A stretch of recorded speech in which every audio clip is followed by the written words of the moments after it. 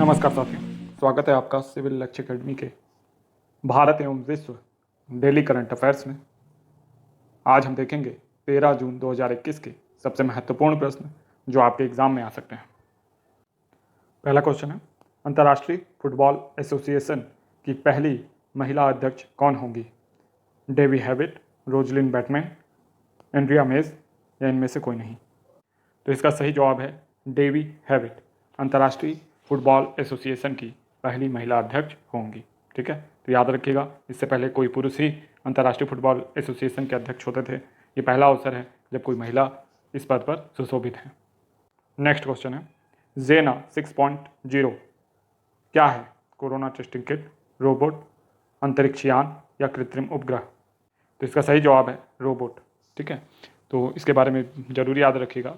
इसका निर्माण गुजरात ऊर्जा विकास निगम लिमिटेड द्वारा किया गया है और इसे ये उपयोग करेंगे और इसको नगर निगम वगैरह को सौंपा जाएगा। और इसके माध्यम से क्या किया जाएगा? इसके माध्यम से किया जाएगा सीवेज की सफाई।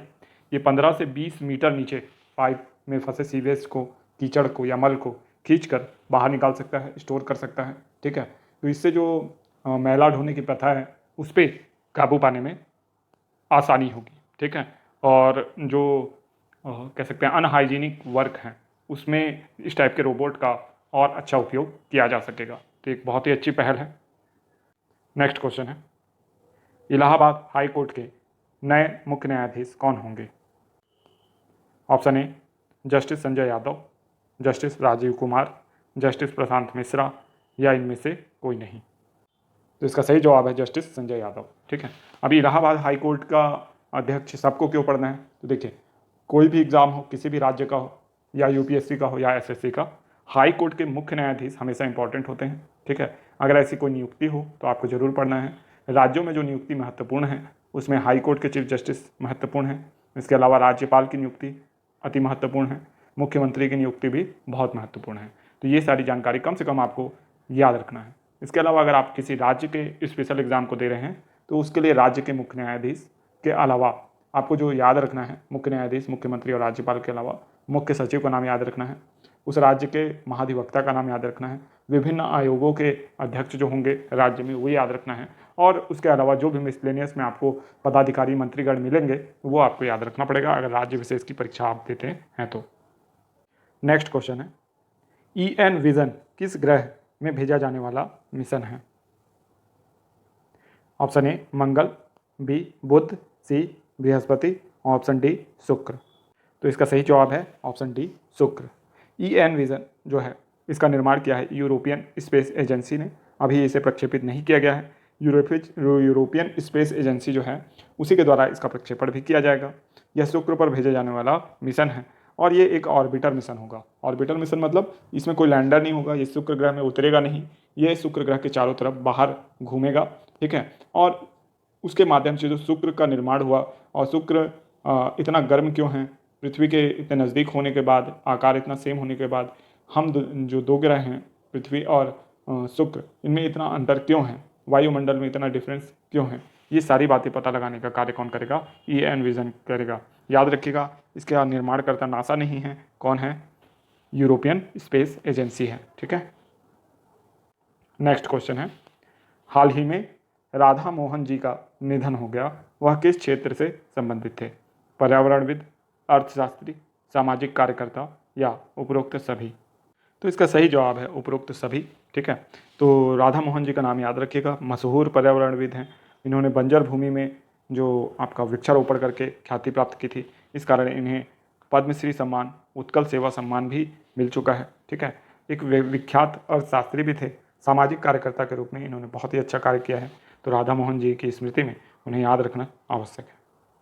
नेक्स्ट क्वेश्चन है, विश्व बाल श्रम निषेध दिवस 2021 की थीम क्या है?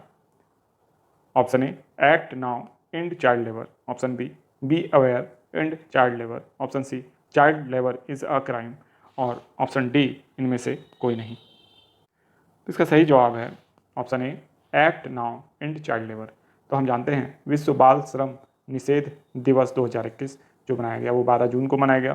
ठीक है, और कल हमने इसके बारे में डिटेल में चर्चा की थी, तो आप कल का वीडियो जरूर देखिएगा। ठीक है, और इस वर्ष की इसकी थीम जो है act now and child labour है।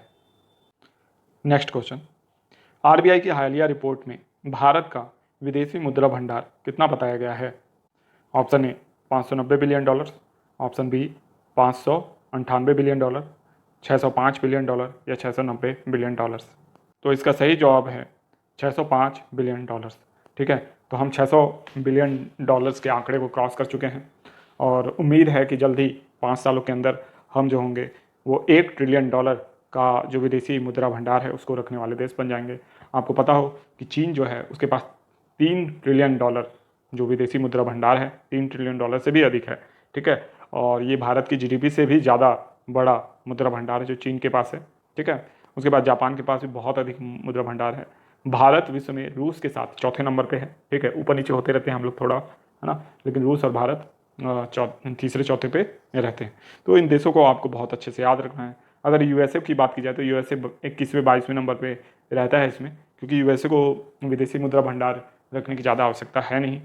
कारण ये है, या फिर ये कह सकते हैं विदेशी मुद्रा भंडार तो उसके पास है, लेकिन उसकी मुद्रा के सामने जो अन्य विदेशी मुद्राएं हैं वो सस्ती हैं, इसलिए ज़्यादा रेट की मुद्रा वो नहीं रखता है। जबकि डॉलर को आप देखेंगे तो वो ज़्यादा महंगा रहता है। ठीक है, इसलिए हम जब रखते हैं तो हमारे पास जो मुद्रा है उसकी वैल्यू ज़्यादा हो जाती है। ठीक है, तो ये सारी बातें आपको इससे याद रखना है। नेक्स्ट क्वेश्चन है, किस राज्य ने हेरिटेज पेड़ों की अवधारणा प्रस्तुत की है? महाराष्ट्र, छत्तीसगढ़, बिहार या इनमें से कोई नहीं? तो इसका सही जवाब है महाराष्ट्र। तो महाराष्ट्र ने 50 वर्ष या उससे अधिक उम्र के पेड़ों को हेरिटेज वृक्ष घोषित किया है। इसके काटने पर जुर्माना भी लगाया जाएगा। अगर एक वृक्ष काटा गया हेरिटेज वृक्ष तो जितने साल का वो वृक्ष है उतने वृक्षों को रोपित करना पड़ेगा। जो रोपित किए गए वृक्ष हैं उनकी हाइट कम से कम 6 से 8 फीट होनी चाहिए, तभी वो काउंट होगा। तो काफ़ी स्ट्रिक्ट नियम बना दिया है और ये पर्यावरण का हितैषी नियम है। काफ़ी अच्छा स्टेप महाराष्ट्र ने चला है। ठीक है, तो याद रखिएगा हेरिटेज पेड़ों की अवधारणा किस राज्य में है? तो महाराष्ट्र में है। ठीक है, नेक्स्ट क्वेश्चन है, या पहले देखते हैं आप, जो नेक्स्ट क्वेश्चन होगा हमारा सामान्य ज्ञान का होगा। ठीक है, नेक्स्ट क्वेश्चन है, भारत में वायु सेवा का प्रारंभ किस वर्ष से हुआ है? तो इसका सही जवाब है 1911 से।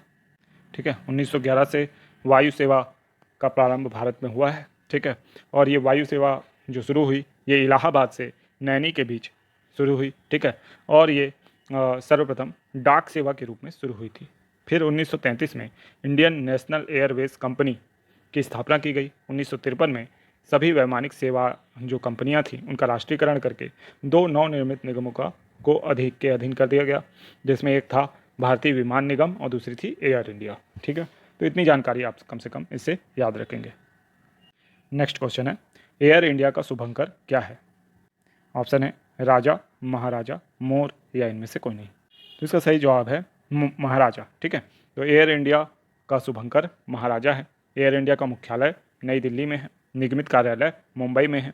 प्रतीक चिन्ह उड़ते हुए हंस में नारंगी रंग का कोणार्क चक्र है। ठीक है, भारतीय विमान निगम देश के आंतरिक विभागों के अतिरिक्त समीपवर्ती देश नेपाल, पाकिस्तान, श्रीलंका, बांग्लादेश, मालदीव, म्यांमार व अफगानिस्तान को सेवाएं उपलब्ध कराता है। एयर इंडिया विदेशों के लिए सेवाएं उपलब्ध कराता था। ठीक है, लेकिन इन दोनों को 24 अगस्त 2007 ईस्वी में क्या कर दिया गया, आपस में विलय करके एक कंपनी ही बना दिया गया।